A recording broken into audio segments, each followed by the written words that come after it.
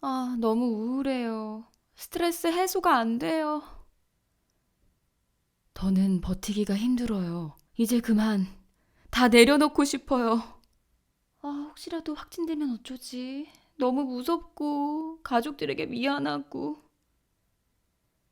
요즘 잠도 푹 못 자요. 그만큼 제가 불안한가 봐요. 우리 일상에 코로나19가 침범한 지 벌써 1년. 희망은 점점 좌절로 변해갑니다. 너무 긴 싸움, 너무 긴 인내. 몸의 감염을 막느라 애쓰는 동안 마음속에 퍼져가는 또 하나의 바이러스, 코로나 블루. 우리 사회 이대로 괜찮을까요? 이제는 마음에도 방역이 필요합니다. 코로나19 멘털데믹 경고, 심리 방역의 시대.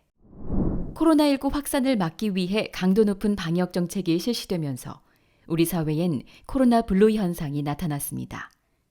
서로를 위해 거리를 둬야만 하는 상황 속에서 절반에 가까운 국민들이 불안감과 우울감을 느끼게 된 겁니다. 그리고 이런 상황은 코로나 팬데믹이 1년 넘게 이어지며 더욱 심화되었습니다.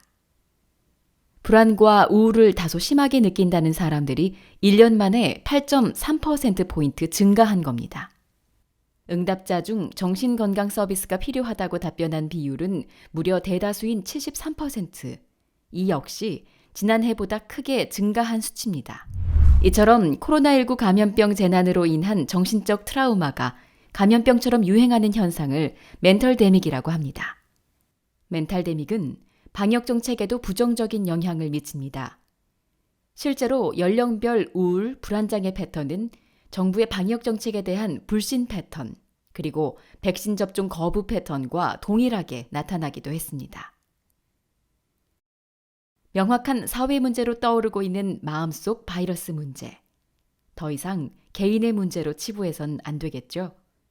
이젠 심리 방역도 정책적 노력이 필요한 시점입니다. 심리 방역을 위해선 멘털데믹의 원인을 정확히 파악하는 게 중요합니다. 가장 큰 문제점은 바로 사회적 낙인. 우리 국민의 대다수인 78.1%가 우리 사회에 코로나19 확진자에 대한 비난, 마녀 사냥 등 사회적 낙인이 존재한다고 답했는데요. 사회적 낙인이 있다고 답변한 응답자들은 코로나19로 인한 불안과 우울, 스트레스에 더 민감한 것으로 나타났습니다. 심리 방역을 위해선 사회적 낙인 문제부터 해소해야 하는 거죠. 그럼 멘탈데믹 극복을 위해선 어떤 정책들이 필요할까요? 먼저 사회적 편견과 낙인 해소를 위한 캠페인을 펼쳐야 합니다. 낙인 정서는 국민 정신 건강에 부정적인 영향을 미칠 뿐이니까요. 그리고 국민들이 원하는 지원 유형이 지역별, 연령별, 계층별, 직업별로 상이하기 때문에 대상자별 맞춤형 심리 지원 프로그램을 제공해야 합니다. 방역 정책이 효과를 거두려면 국민의 신뢰를 회복하는 것도 중요하겠죠?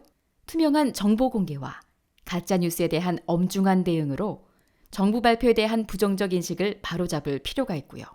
정신건강 서비스가 필요하다는 국민은 많지만 정작 이용 경험은 매우 낮은 만큼 누구나 쉽게 심리 지원을 받을 수 있도록 접근성을 보다 강화해야 합니다.